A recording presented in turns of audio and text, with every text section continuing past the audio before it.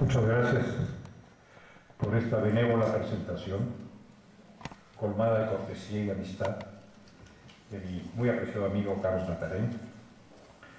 Muchas gracias por la invitación también formulada por el señor director del Instituto, Pedro Salazar, y particularmente por la hospitalidad que me brindan mi amigo, mi maestro, mi colega de este instituto, don Jorge Vídker, y doña Patricia González, así como don Carlos Natarén.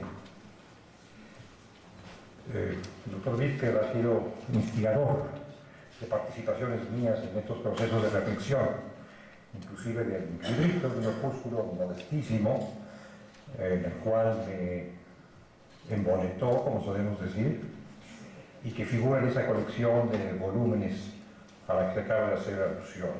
Yo le agradezco que me haya llevado a la hospitalidad de esas páginas, no obstante mis diferencias, que son importantes en relación con el sistema de justicia penal que está adoptando nuestro país.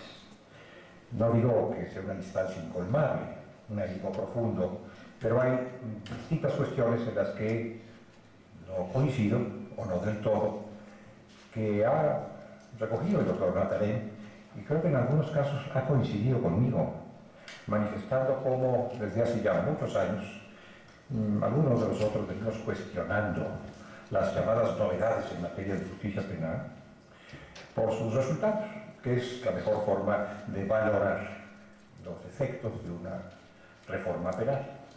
Pero en otros muchos aspectos coincido y aplaudo el esfuerzo que se ha hecho y el ánimo que se tiene de progreso.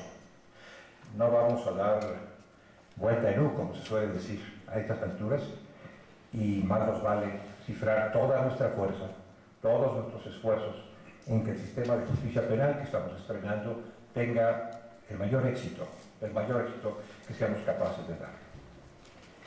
Escuché con toda atención la espléndida conferencia, y subrayo espléndida conferencia, del profesor Douglas Casser. Cómo me hubiera gustado, al oír la manera en que él describe la situación que prevalece en nuestra América, particularmente en nuestra América Latina y en nuestro México, poder entrar en debate con él, poder entrar en polémica con él y poder refutar algo de lo que ha dicho. No puedo. Lo que ha dicho se ajusta estrictamente a la realidad. Es verdad y se queda en muchos aspectos verdaderamente corto. Lamentablemente ese es el escenario que tenemos, ese es el escenario que prevalece, admirablemente registrado en la conferencia del doctor Casser. Yo diría que estamos tratando de instalar justicia penal del mejor modo posible, donde no hemos logrado instalar justicia social.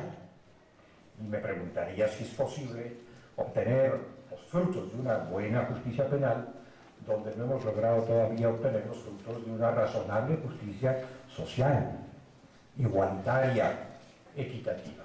Primer gran problema de América y desde luego problema de México. Ya decía el barón Humboldt, que es una cita que se le escapó al doctor Casser, pero es una cita de un observador antiguo. Ya decía que México es el país más desigual, bueno, hablaba de la Nueva España, más desigual del planeta. El doctor Casser, 200 años más tarde, sostiene lo mismo y con entera razón. Muchas cosas han cambiado, pero esta trágica realidad mexicana no se ha modificado. Por otra parte, se ha referido nuestro conferenciante magistral a la resistencia, a la adversidad o al escepticismo de la opinión pública. Efectivamente, esto existe. Enfrentamos una opinión pública adversa, desfavorable, a veces desfavorable a todo, en ocasiones con muy buenas razones y a veces sin medias razones que se puedan denunciar claramente, pero desfavorable, cuestionadora y profundamente escéptica. Y quienes se proponen lanzar adelante el sistema de justicia penal van a tener que batirse por esa opinión pública escéptica y persuadirla, convencerla de la única manera en que se convence a la opinión pública, que es con hechos. De lo contrario, la opinión pública se pronuncia con votos, como acabamos de ver, y expresa sus puntos de vista a través del sufragio. Entonces necesitamos abastecer a la opinión pública con hechos. Y también se ha referido el doctor Cassel, yo estoy usando mis propias y modestas palabras para lo que él ha establecido con perfección. También tenemos que enfrentarnos a instituciones cuestionadas, fuertemente cuestionadas y, por cierto, muy cuestionables. Y en manos de instituciones cuestionadas o cuestionables es que se encuentra la marcha futura del sistema de lo que llamamos justicia penal, con la esperanza de que realmente haga honor a su nombre y de que, además de ser penal, sea realmente justicia. No sé si se encuentra todavía entre nosotros el representante de la doctora María Los Ángeles Fromo. Si es así, enhorabuena, y si no, yo quisiera, eso sí, abrir un paréntesis para rendir homenaje a quien lo merece. Creo que la doctora Fromo ha hecho un trabajo espléndido. Donde quiera que voy en este ancho y largo país que tenemos, oigo que ha pasado por ahí la doctora Fromo haciendo su mejor esfuerzo para capacitar, para promover, para mejorar, y esto merece un profundo reconocimiento. Ojalá que ella y sus colegas tengan éxito. Felicito también por el compromiso y la constancia que han tenido ustedes, doctores, en la realización de estos encuentros. Han puesto el dedo en la llaga, han sabido promover la atención y el interés de un público constante, y es muy positivo que se haga a través de estos certámenes el análisis puntual, objetivo, veraz, deliberado de la justicia penal que estamos tratando de construir. Creo yo que con este ánimo abordamos además el examen del sistema de justicia penal, el examen de los juicios orales, con objetividad, con pulcritud, con puntualidad, con sinceridad, con veracidad, sin convertir esto en un torneo de elogios, tampoco en un torneo de diatribas. Hay muchas reflexiones en torno al nuevo sistema de justicia penal. Hay muchas observaciones críticas y muchas laudatorias. En algunos casos, el elogio es ensordecedor, en otros la diatriba puede ser un factor de distracción. Debemos, me parece, observar una postura de equilibrio. Hago una precisión personal, no soy panegirista del nuevo sistema, tampoco soy detractor del nuevo sistema, trato de ser un observador objetivo, un observador interesado, y de mirar cómo se desarrolló, valorándolo, y cómo se está desarrollando. Hay muchos observadores que vale la pena tomar en cuenta. Por ejemplo, los puntos de vista del doctor Moisés Moreno. El doctor Moisés Moreno es un inteligente jurista que ha participado, o lo intentó, en muchas etapas de la reforma procesal penal, y que se ha manifestado en términos muy duros acerca del Código Nacional de Procedimientos Penales. Ha señalado diversos aspectos que pueden ser cuestionables, y vale la pena considerarlo por si acaso llegamos al momento, y llegaremos, de hacer la reforma de la reforma. Hay muchas cosas que afirmar y probablemente otras que reformar. Dice Moreno que hay puntos que demuestran que el diseño del Código Nacional estuvo carente de técnica legislativa, además de que evidencian su gran desaseo. Punto de vista de un conocedor. Doña Victoria Latorrín, nuestra presidenta de la Academia de Ciencias Penales, una dama que se ha dedicado al estudio del procedimiento penal, que ha sido jueza, que ha sido magistrada, ministra de la Suprema Corte, subprocuradora, procuradora, en fin, que tiene una larga carrera judicial y que algo sabe, por no decir mucho sabe, del sistema procesal penal mexicano, ha expresado una serie numerosa de dudas acerca de aspectos cuestionables desde el punto de vista constitucional del sistema de justicia penal que nos hemos dado en el Código Nacional de Procedimientos Penales. Está pendiente de respuesta por parte de la Suprema Corte de Justicia de la Nación la acción de inconstitucionalidad que planteó la Comisión Nacional de los Derechos Humanos hace ya algún tiempo, señalando puntos de inconstitucionalidad en el Código Nacional de Procedimientos Penales. Un profesor de esta misma institución, don Enrique Cáceres, un distinguido filósofo y teórico del derecho, no un penalista, dice, bajo su responsabilidad y firma, que el Código Nacional de Procedimientos Penales es uno de los productos generados, lo estoy leyendo, durante un periodo caracterizado por una frenética actividad legislativa poco reflexiva, y menciona en una larga retahíla, en una larga lista, las que él considera, y son muy numerosas como para poderlas reproducir ahora, dispraxis que caracterizan al Código Nacional de Procedimientos Penales. Lo dice en el prólogo a una obra emprendida para hacer el elogio como crítica del Código Nacional. Él con toda veracidad menciona cuáles son sus puntos de vista. Y algunas agrupaciones, algunas instituciones, además de lo que nos ha dicho CEJA, además de lo que nos han dicho la Comisión Interamericana de Derechos Humanos, algunas instituciones dentro de México han hecho también sus propias evaluaciones. Está, por ejemplo, el caso de México Unido contra la Delincuencia, una asociación civil de la que yo no formo parte, pero cuyos trabajos vale la pena seguir con atención. Recientemente, México Unido contra la Delincuencia presentó los resultados de su observación, una observación minuciosa llevada a cabo para ver cuál es la práctica que estamos llevando adelante acerca del nuevo sistema de justicia penal con la aplicación del Código Nacional de Procedimientos Penales. Y para ello hizo un estudio a través de 900 audiencias de distinto tipo en diversos tribunales. El resultado de esas 900 audiencias no es halagüeño, no es halagüeño en lo absoluto.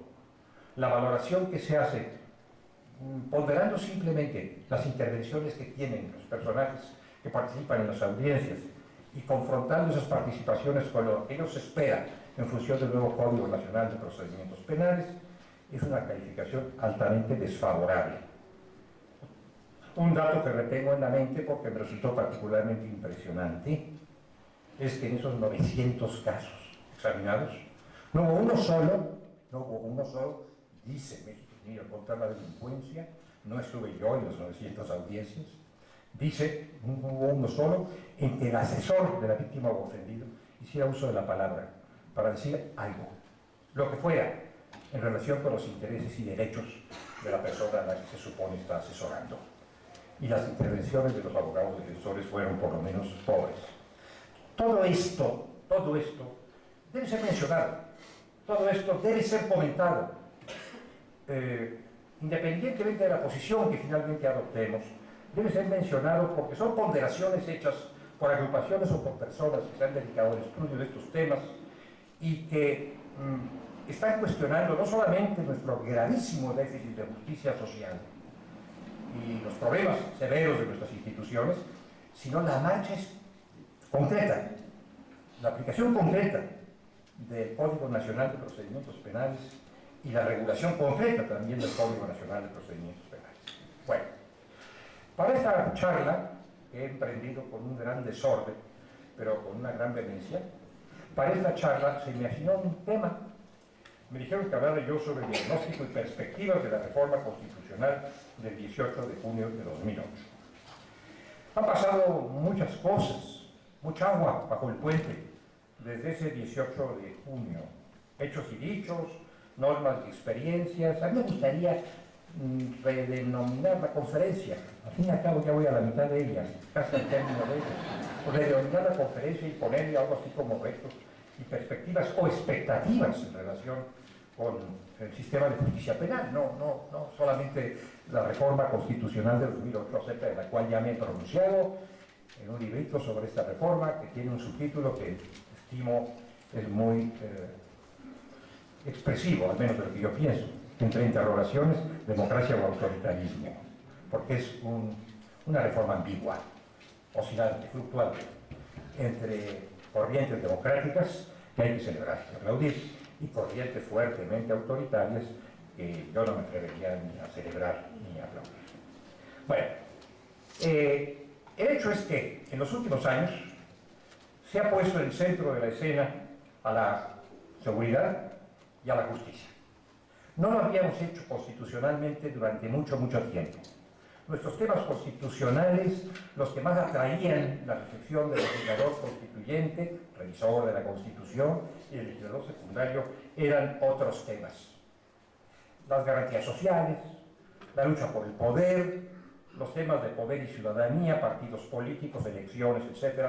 Pero de pronto algo pasó en nuestra vida, alguna llamada escuchamos a nuestra puerta, algún toque de atención en nuestra conciencia, que la seguridad y la justicia se instalaron en el plano constitucional. Aparecieron, justicia penal, quiero decir, no justicia en general, justicia penal, aparecieron en el texto de nuestra Constitución, de donde habían estado prácticamente ausentes, sobre todo la seguridad pública.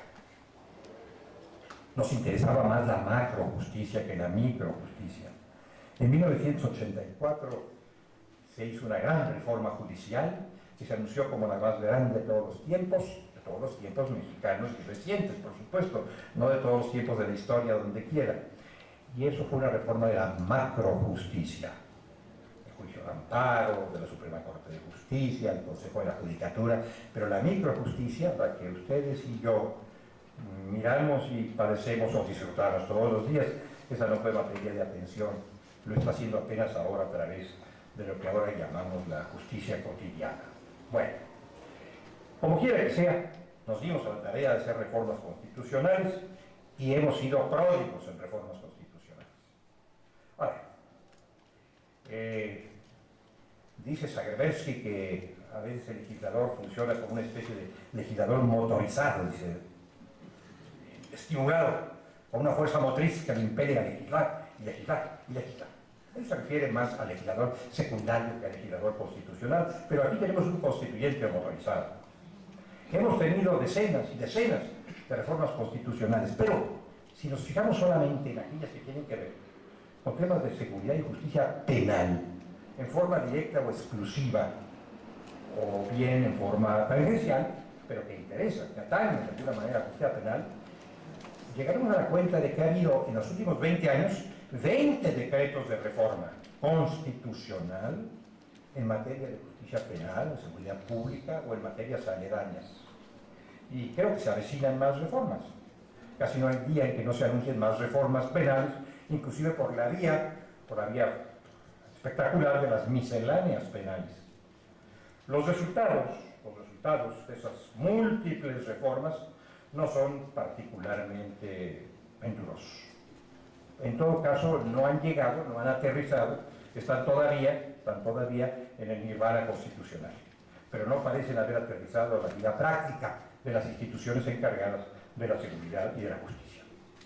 Por otra parte, metidos en estos terrenos, vale la pena que nos sigamos preguntando sobre ciertos conceptos fundamentales en los que debe quedar inscrita la tarea de reflexión y acción en materia penal. Hace algún tiempo, en esta misma universidad, se emprendió el estudio y se hizo en un documento que yo diría fue excelente, acerca de elementos para la construcción de una política de Estado para la seguridad y la justicia en democracia. Y hace también algún tiempo, la Academia Mexicana de Ciencias Penales elaboró una propuesta sobre seguridad y justicia. Y cuando digo hace un tiempo, no me refiero a siglos atrás, años atrás, muchos años atrás, hablo de 2011 y 2012. La respuesta frente a esos planteamientos, inclusive el planteamiento universitario, que fue muy minucioso, muy serio y muy bien difundido, fue, que alguna vez escuchó por ahí en algún recinto legislativo, ni los veo ni los oigo. No se vio y no se oyó. Y las cosas siguieron adelante. Bueno, pero ahora tenemos otras reformas de que ocupar. Sin embargo, de esos esfuerzos hay que extraer algunas ideas, no sea que se nos vayan a olvidar o que a alguien se le vayan a olvidar. Primero, que todo lo que hagamos en materia de seguridad y justicia debe estar inscrito en el concepto de la democracia. Porque también hay unas tentaciones, y ya sabido en muchos países, y el nuestro no está ayuno de estas experiencias, de emprender medidas de seguridad independientemente de consideraciones democráticas. Quizá pensando que la democracia no es un buen modo, medio punto de referencia para obtener verdaderamente condiciones de seguridad. Cuidado, democracia y seguridad deben ir de la mano. Cuando hablo de seguridad tampoco hablo de seguridad en sentido abstracto que solemos expresarnos los abogados, ni solamente de seguridad pública y mucho menos de seguridad nacional, sino de seguridad humana, es decir, de la seguridad de la más amplia de sus versiones, para obtener justicia, no apariencia de justicia, no estadística sobre la justicia, a las que somos muy dados, sino justicia real, justicia formal y material, de la cual podamos sentirnos satisfechos.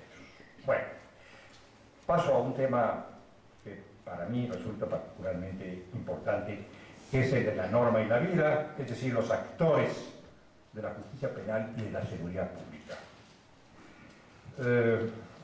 Soy tenaz en algunas de mis citas, y esta es una que yo traigo a colación con frecuencia, una cita de Piero Calamandrei, un procesalista italiano insigne, que en un opúsculo sobre proceso y democracia, justamente, sostuvo algo que parece evidente, pero que hay que estar recordando constantemente.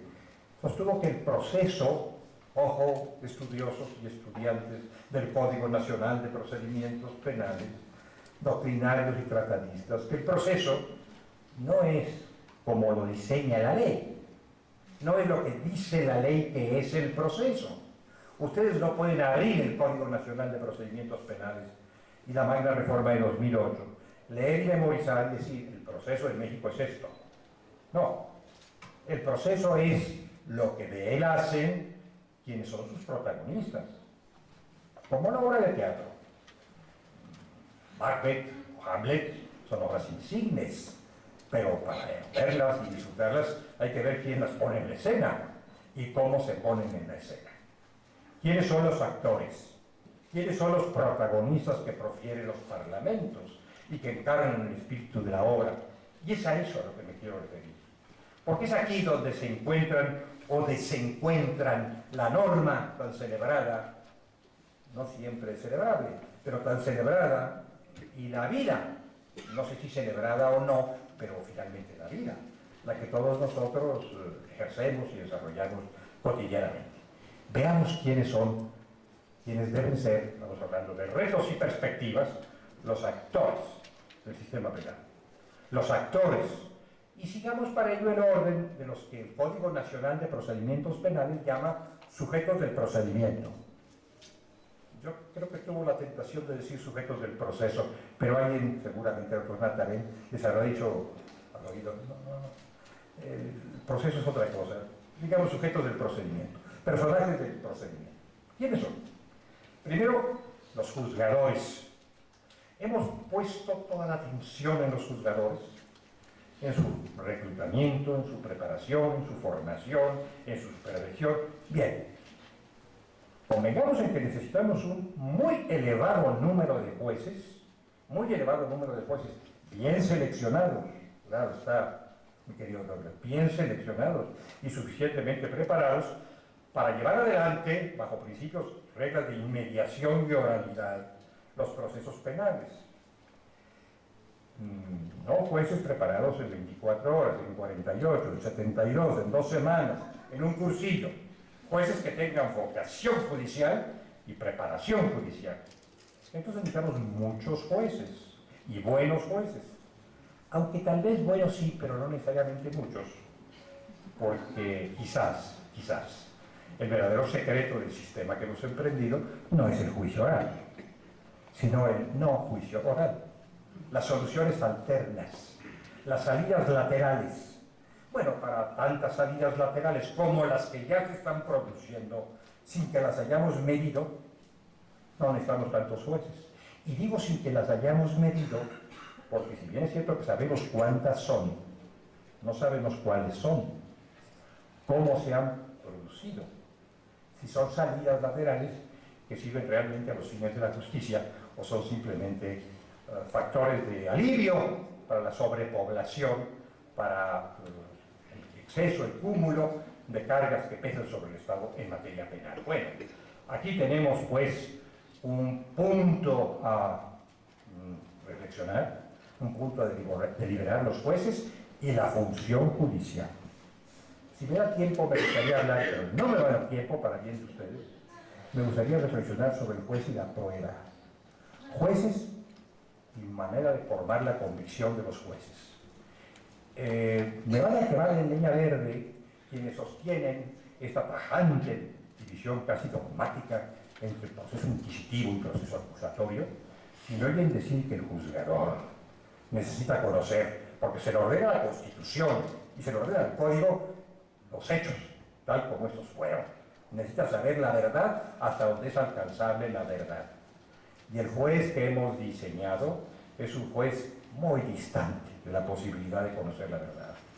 Es un juez árbitro, es un juez que falla según lo alegado y probado por las partes.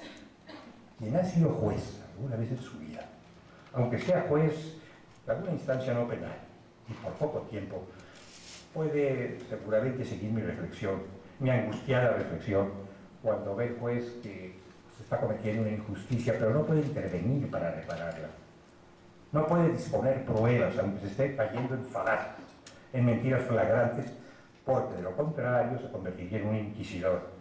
Y nada queremos con un juez inquisidor. Bueno, en fin, este tema no lo puedo comentar más que de esta manera, tan sume. Segundo, el Ministerio Público. Aquí tenemos un personaje muy singular. Por una parte, ha visto reducidos sus poderes y disminuidas sus obligaciones, sobre todo en la averiguación previa o investigación. Por algún motivo grave, a la averiguación previa se denomina investigación, y ya no está obligado a probar tanto, ni tan a fondo como alguna vez estuvo obligado a probar. Se nos pasó de noche el hecho de que las obligaciones probatorias intensas del Ministerio Público no son para satisfacción del Ministerio Público, sino para garantía del ciudadano. Ahora, para pedir una orden de aprehensión o para instalar un juicio, ya no tiene que probar, como alguna vez tuvo que probar, estos fastidiosos elementos del cuerpo del delito, o los elementos del tipo penal, uno por uno y todos a fondo y en serio.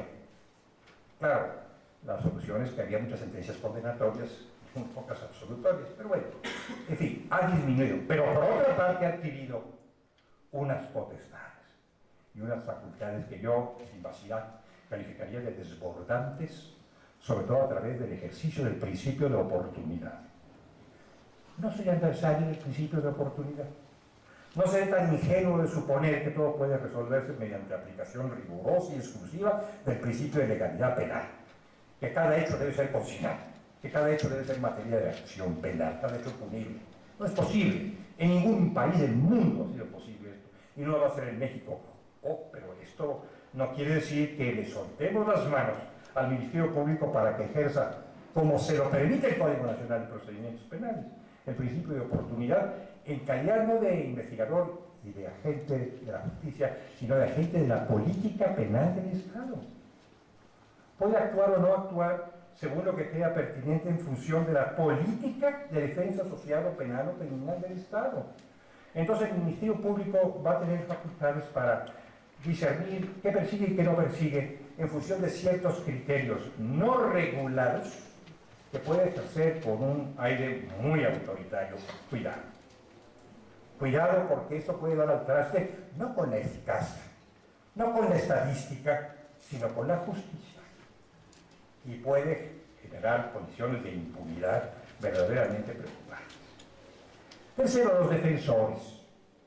Nuestra Constitución ha ido a buen paso, ha llegado lejos en exigencias en materia de defensa, por lo que toca a las características de esta. Defensa de calidad, dice, defensa adecuada, dice. Esto es muy distinto de lo que decía hace algunos años. Y esto debe reflejarse no solamente en la defensa privada, sino sobre todo en la pública, en la cual ha puesto también el acento el texto constitucional, porque a decir verdad, la defensa pública la que se ocupa de la inmensa mayoría de los casos.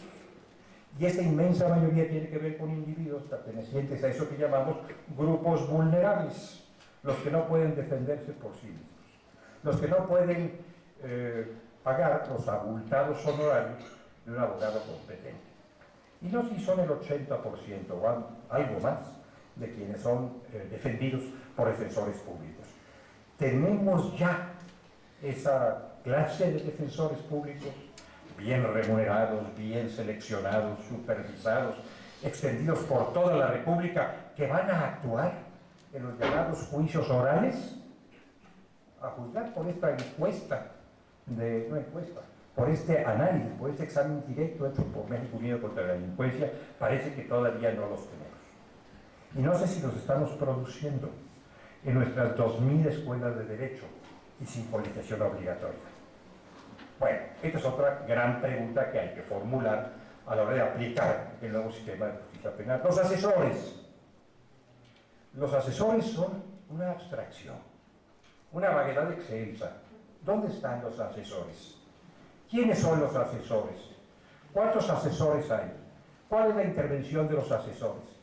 Que tienen que asesorar además a la víctima o al ofendido, que es una confusión conceptual tremenda en la que cayó la reforma constitucional de 1993, al entender que víctimas y ofendidos son lo mismo. No son lo mismo, no necesariamente.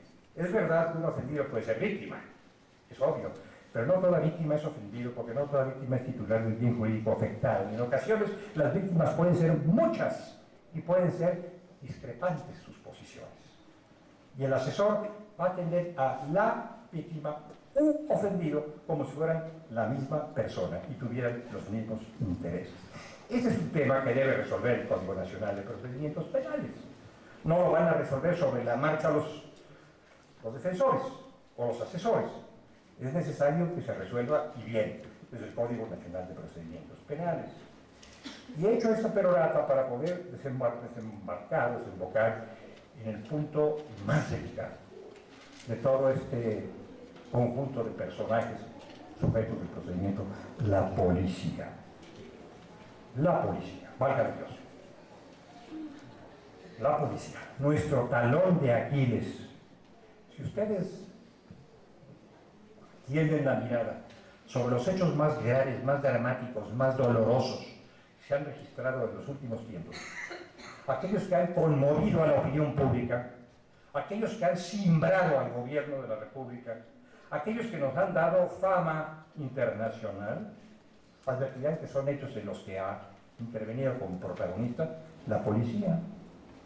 Algún miembro de los 450.000 policías que tenemos, bueno, policías individuos, quiero decir, todavía no son tantos los cuerpos policiales, pero sí los individuos, ¿están suficientemente capacitados? ¿Están suficientemente preparados para manejar la escena del crimen, para manejar la cadena de custodia? Según los observadores, no. Y según las noticias que recibimos cotidianamente, no. Y hay ahí deficiencias muy severas que tienen que ver con temas que tocó el doctor Casey y que no tiene caso repetir. ¿Cuál es el estado que guarda nuestra policía? Porque las facultades de la policía en la nueva Constitución, en el nuevo texto constitucional y en el nuevo Código Nacional de Procedimientos Penales se han ampliado considerablemente, y el Ministerio Público ya no es el Ministerio Público de Carranza y Colunga, es un Ministerio Público diferente, ya no ejerce ese mando directo sobre la policía. Ni siquiera es una sola la policía que investiga, son varias corporaciones y algunas de ellas no tienen nada que ver con la policía, sino con la falta de policía, pues que ha hecho que intervengan otras fuerzas públicas, como es natural, para guardar el orden. El Ministerio Público que a duras penas mandaba a la policía y que casi prefería no mandarla, ya no tiene tantas atribuciones sobre la policía como las que tuvo, a pesar de que le diga que es el conductor técnico de la investigación. Bien, este es un tema que hay que reflexionar.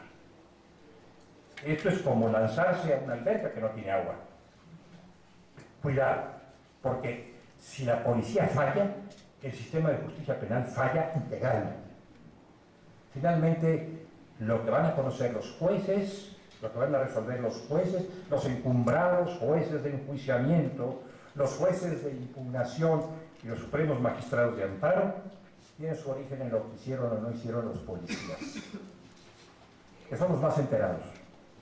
Los más enterados porque son los primeros que llegaron a la escena del crimen, o porque estaban en ella cuando el crimen se cometió.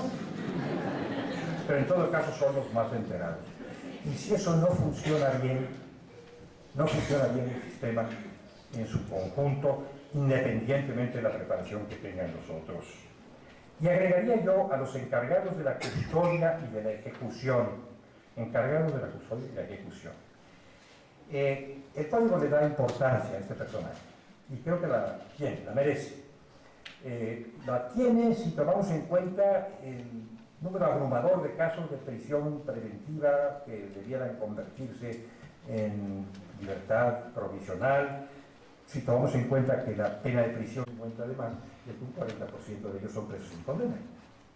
Son presuntos inocentes que están tras las rejas. No hay manera de tratar a un presunto inocente. A una persona que no ha cometido un delito no se le trata de esa manera tan despiadada. Bueno, en fin, los supervisores son supervisores de medidas cautelares y de sustitución del proceso, de suspensión del proceso. Recordemos el gran fracaso de las medidas sustitutivas de la pena privativa de libertad, cuyo régimen tratamos de iniciar hace 40 años, por falta de un mecanismo de supervisión adecuado y eficaz, honorable y competente, y seguir usando la prisión y no los sustitutos por fracaso de este sistema de acompañamiento de esos oficiales de la libertad bajo palabra, de la libertad a prueba. Cuidado con repetir la experiencia ahora con este otro personaje que está allí en la lista de los sujetos del procedimiento del Código Nacional de Procedimientos Penales. Bueno, concluyo, porque tengo que concluir, no porque quiera concluir. Tengo muchas cosas que decir. Concluyo destacando el paradigma en el que nos hemos encerrado. Nos encanta hablar de paradigmas. Reformamos algo y soltamos la palabra, paradigma. Los nuevos paradigmas, el paradigma de los derechos humanos, el paradigma de la justicia penal, los paradigmas enfrentados. ¿Cuáles son los paradigmas que se ventilan en el sistema de justicia penal que estamos construyendo? Aquí hay un enfrentamiento, un conflicto, una opción entre paradigmas. Es el paradigma de la economía versus el paradigma de la justicia. ¿Qué tenemos? Justicia a través de juicios orales,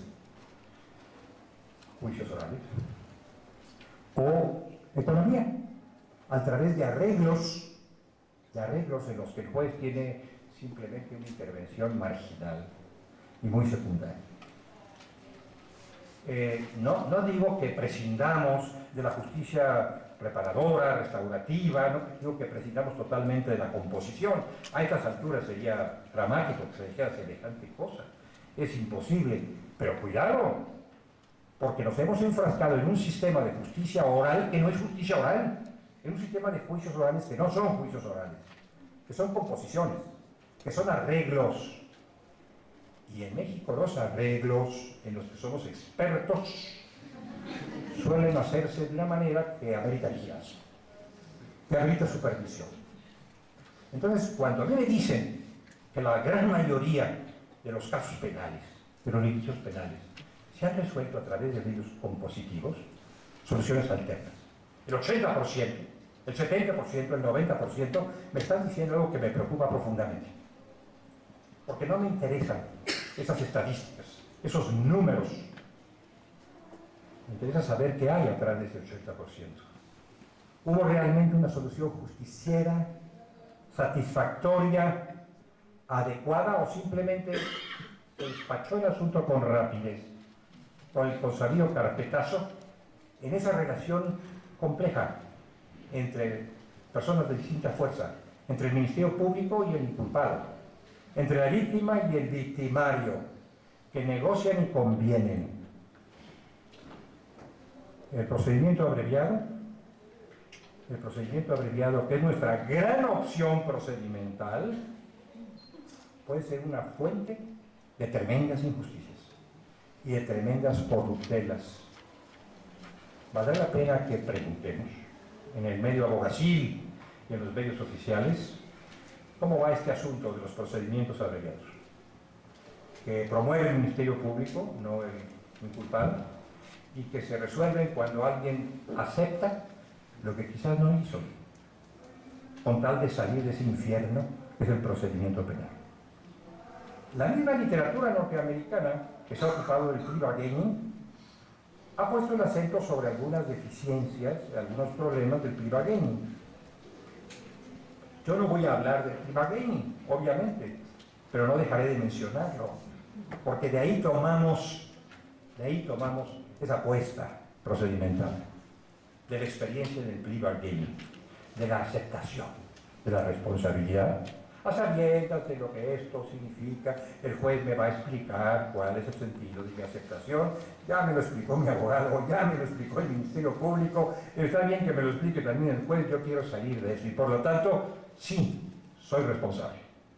Soy responsable, aunque no haya ocurrido en un hecho punible, con tal de salir de esto. Y si para eso tengo que ser generoso con quienes me han hecho la recomendación adecuada, lo seré.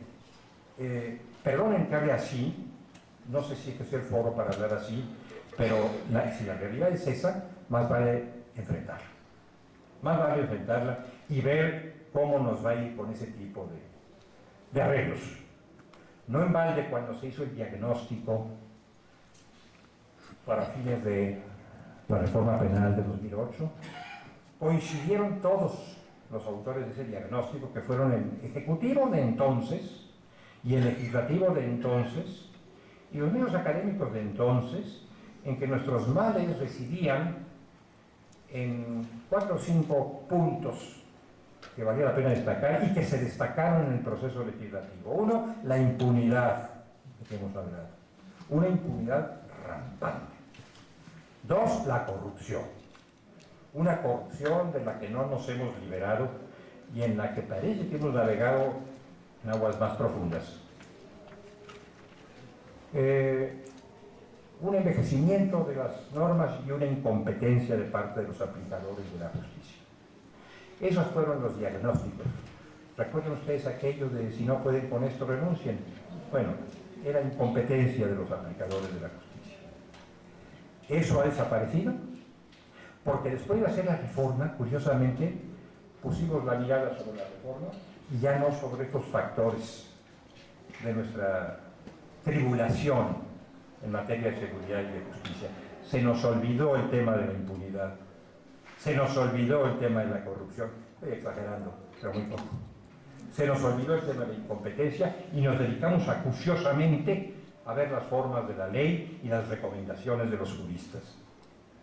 Los otros factores están en la sombra, vale la pena sacarlos de la sombra para ver si corregirlos va a operar el nuevo sistema de justicia penal, en el cual, como dije, vale la pena poner muchas esperanzas, pero esperanzas activas, esperanzas correctivas, esperanzas que permitan que esa justicia penal no desemboque en una enorme decepción. Nos ha producido una gran ilusión. Creo, a pesar del escepticismo de la sociedad, en su momento produjo cierta ilusión.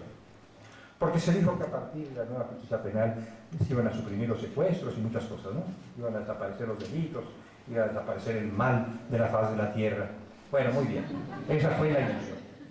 Pero no vaya a ser que tropecemos, que nos equivoquemos, que no corrijamos los factores de fondo, que no revisemos, que no leamos el código de procedimientos y que vayamos a tener al cabo de poco tiempo una decepción que nos lleve a dudar de la vía jurídica para la solución de los conflictos. Últimamente ha habido muchos seres dubitativos que se han tomado la justicia por mano propia. Esto ha reaparecido en la experiencia mexicana, con especial frecuencia y con especial crueldad, y parece ser que no nos hemos convencido a estos ejecutores de mano propia que confíen en el juicio oral y que a través del juicio oral se hará la justicia que ellos reclaman. Muchas gracias.